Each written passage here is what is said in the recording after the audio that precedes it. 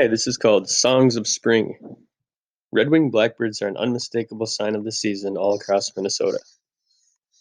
According to the calendar, spring begins in late March, but Minnesota's weather doesn't always show it.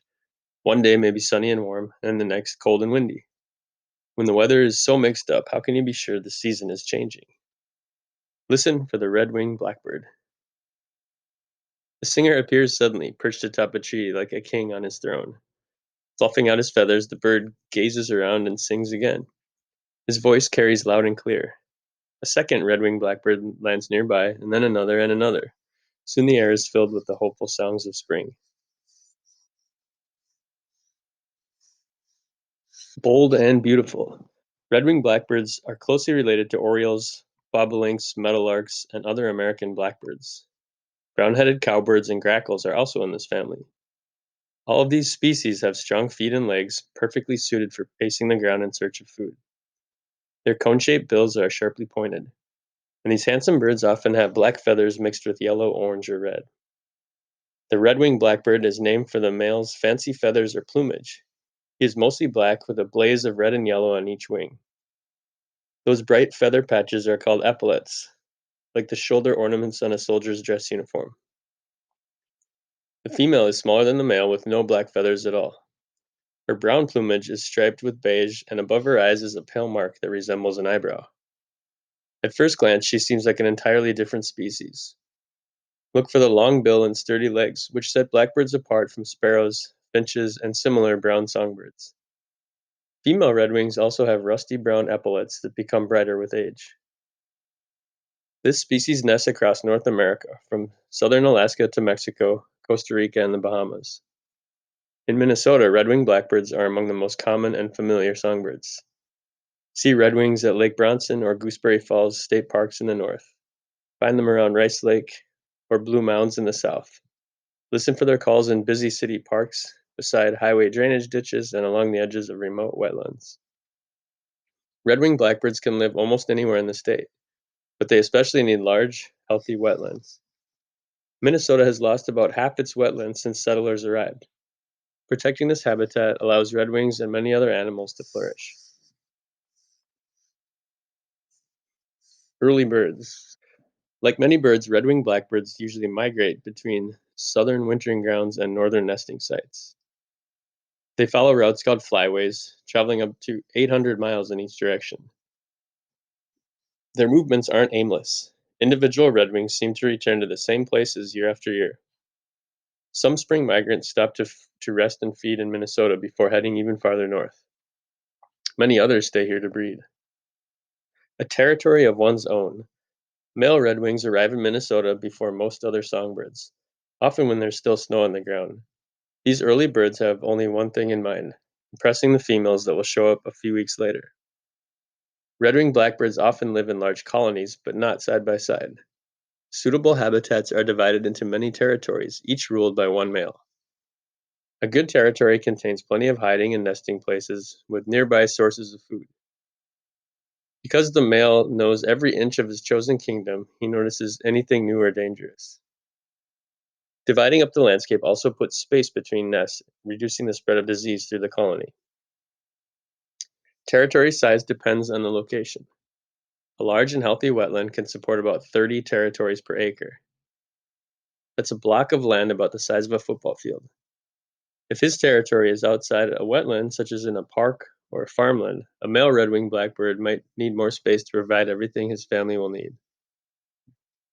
Showing off. Instead of battling for territory, red-winged blackbirds put on a show. Early in the morning, the male leaves his sheltered roost to perch atop cattails or tree branches. These high spots allow his voice to carry far and wide across the landscape. Singing isn't enough to ensure a male's success. He must also show off his size and beauty. Bird biologists call this performance a song spread. The male fluffs his body feathers, spreads his tail, and opens his wings. The brilliant red epaulets flash at his rival. Pointing his bill at the sky, the male tops off his show with a melody of ukuri and other notes. The epaulets are such powerful signal that redwings will chase almost anything red. Even a person in red clothing may be targeted. When the males are not competing, their epaulets are hidden under black feathers to keep the peace. Male redwings sing hundreds of times every hour while moving along the edges of a territory. This behavior continues day after day as the snow gradually melts and milder weather arrives. Challengers display back and forth until one gives up. The loser may wind up with a lower quality territory on the edge of the colony. Family life. Females arrive after males have divided up the habitat. They explore available territories or head straight to nest sites they've used before. To attract a female, the male comes close and performs a song spread. The birds might sing a duet, her gargling notes overlapping his bubbly tune. If all goes well, she stays and begins to build a nest. A male with a good territory can attract several mates. Each defends her nest zone by chattering and chasing when others come too close. Hidden away. Territories go quiet when red-winged blackbirds begin to nest. Because flying might attract attention, females climb through the plant cover. Their brown plumage is good camouflage from predators that might hunt eggs or young birds. Males make slow patrols overhead while their mates work. The female hangs her nest like a hammock between several plant stems. In a wetland, the nest is raised a foot or two above the water. On dry land, it might be tucked among thick growing shrubs, grasses, wildflowers, or vines. She weaves together dozens of dried plants, strips of bark, and leaves to form a bowl about 5 inches wide and 3 inches deep. When it's complete, the bird may line the nest with mud. Her last step is to add a layer of soft grasses. All this work can be finished in a single day. Soon after, she lays the first of 3 or 4 eggs. Barely an inch long, red-winged blackbird eggs are pale green with purple or brown splotches. Like many birds, the mother loses belly feathers before incubating her nest. The bare skin warms her fragile eggs. Welcome to the world. Chicks are ready to hatch in about 12 days. Each has a temporary tooth at the end of its bill. It pecks a hole in the shell and pushes from within. The egg cracks in half, freeing its tiny occupant. Suddenly, the nest is no longer silent. The hatchlings immediately begin to call and beg for food. Mother bird carries away the eggshells. She returns with the chick's first meal, a soft ball of insects. Over the next few days, her time is divided between incubating the featherless blind babies and hunting for their food. Papa bird fearlessly attacks minks, hawks, crows, and other animals that pose a danger. He even chases much larger animals like horses and people. Open wide, a female calls quietly as she approaches her nest with food. The babies chirp and squeak in reply. Red-winged chicks are small but strong. They raise large, wobbly heads and open wide to get their mother's attention.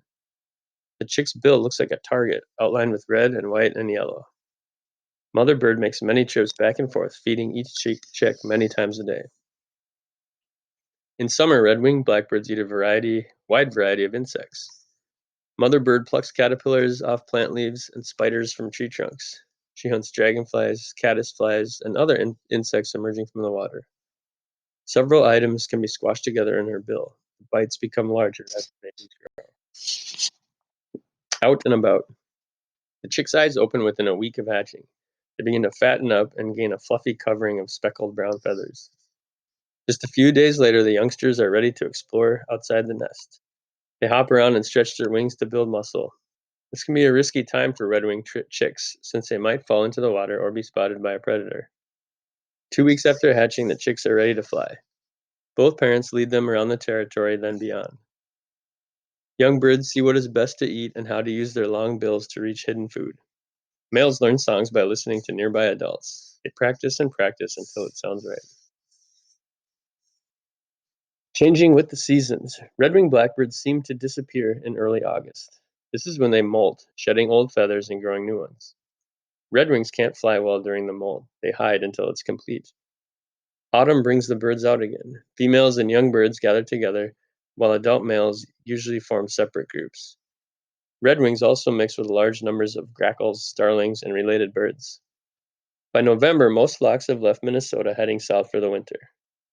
Flocking protects the birds. There are many eyes to watch for danger and many voices to call out a warning. When startled, the group bursts into flight to confuse or mob the predator.